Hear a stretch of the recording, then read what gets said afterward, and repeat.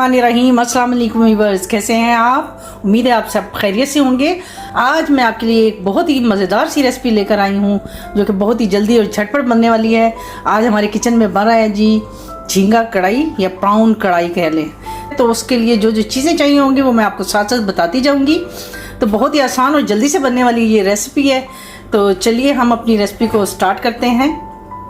अब हम डालेंगे जी, सबसे पहले इसमें डालेंगे ऑयल डालेंगे। तकरीबन 1 कप के बराबर इसमें जाएगा ऑयल।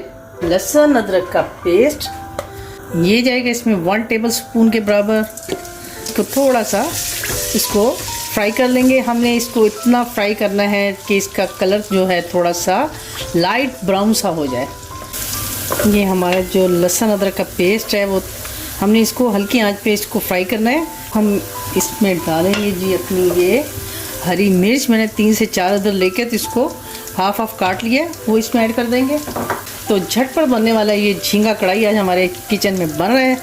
मिर्चों को हमने हल्का सा फ्राई कर लिया। साथ ही हम इसमें डाल देंगे जी ये अपने ग्रीन अनियन इसमें चले जाएंगे। ये तकरीबन हाफ कप के बराबर है, इसको मैंने काट लिया है।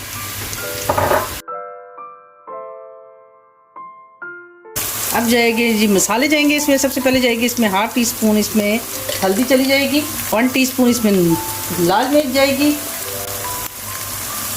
नमक जाएगा हस्बे जायका।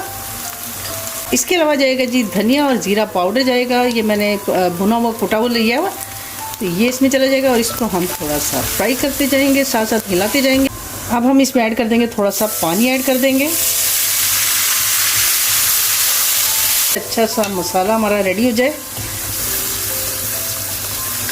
अब साथ ही हम इसमें ऐड कर देंगे जी 3 टेबलस्पून के बराबर इसमें जाएगी दही। इसको हमने मिक्स कर लेना है।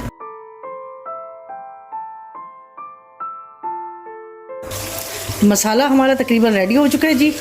ये देखिए कितना अच्छा मिक्स हो गया सारा कुछ।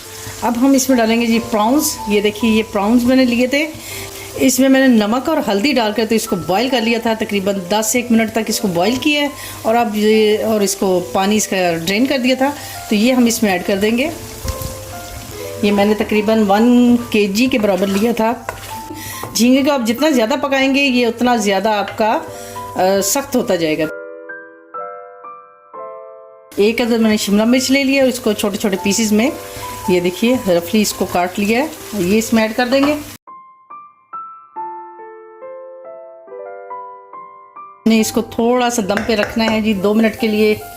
दम इसको हम रखेंगे जी धीमी आंच पे, हम इसका रखेंगे जी 2 मिनट के लिए।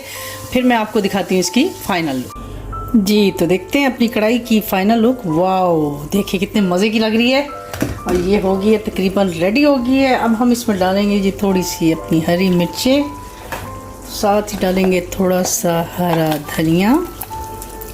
ये इसमें ऐड कर दिया। तो ये देखिए हमारी कढ़ाई की फाइनल लुक। अब चूल्हे को कर देंगे हम बंद। तो कैसी लगी आपको हमारी आज की ये रेसिपी? उम्मीद करती हूँ आपको पसंद आई होगी। तो अगर आपको मेरी रेसिपी पसंद आती है तो प्लीज़ इसको लाइक शेयर और कमेंट करना मत भूलिए और मुझे अपनी दुआ में याद रखिए। इंशाल्लाह एक नई रेसिपी के साथ आपकी खिदमत में दोबारा हाजिर होंगे। तब तक के लिए मुझे इजाज़त दीजिए। अल्लाह हाफिज़।